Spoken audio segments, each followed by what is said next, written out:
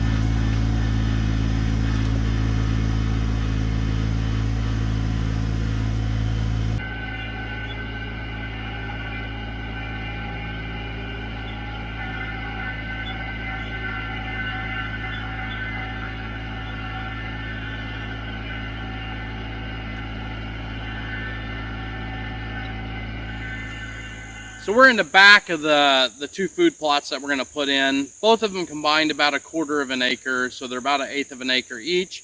There was a couple other food plots that I had tilled earlier this spring, but we had decided that we were only going to focus on these two bigger patches and try to get those planted. This one, you could tell as we drove in, you could see there was a lot of, I guess, organic material. It was literally taller than the roll bar on the tractor. And so bush hogging it and doing all that, there was still a lot of organic material that was there. Tilling it, it did a good job, but you can see this dirt here, it is just super fine sandy loam, which is interesting because we're up on top of a bluff here. I would have figured it'd been more clay, but it's really good dirt, and so we're going to get it planted. All right, the first thing I have to do is I got to take this thing out of what I'm going to call transport mode. Eventually, I want to make it where these chains will just simply hook, and we won't have to use bungee straps. But essentially, I finished up this Harrow carrier last night. I painted it this morning, so it's freshly new. And I did all that because I had to get this done this weekend. So I'm not using my pull type spreader. It broke, and I haven't had a chance to take it apart and get the part that I need for it, so we're just going to use this push one. So this here is cereal rye, winter wheat, Jerry oats, and robust barley. So it's all cereal grain. So I'm guessing it's more for an overwinter type deal. Next one we're going to spread, it has turnips, radishes, got some rape in it, some kale, some collards, and some other stuff. So this is going to go in next. We're going to go a little lighter on this. So that gets us broadcast. Now for the main event, using this Harrow. So I think where I want to set these tines, obviously we got to be more aggressive than this. Probably about there. That's at about a 45-degree angle. I think that should do pretty good. And we'll check it and we'll see. I'm hoping also this Harrow does a nicer job of leveling than the tiller, because I don't know if you saw, but there's some undulations out in here from just the way you have to till.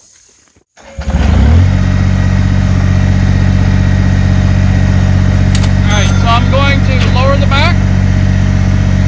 It gets lowered all the way, so the cylinder's completely extended. I'm going to drop. And we want to drop to the 3-point hitches all the way down. I have to pull ahead just a bit. So there are the 3-point hitches all the way down.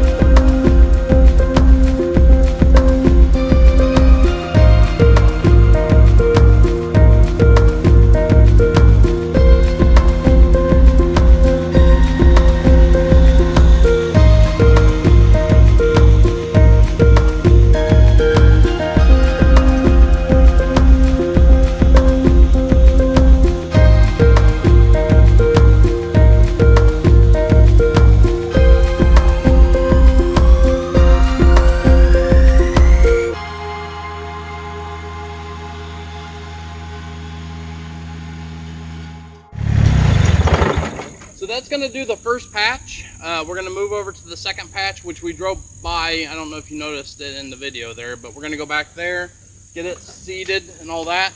I would say it works well.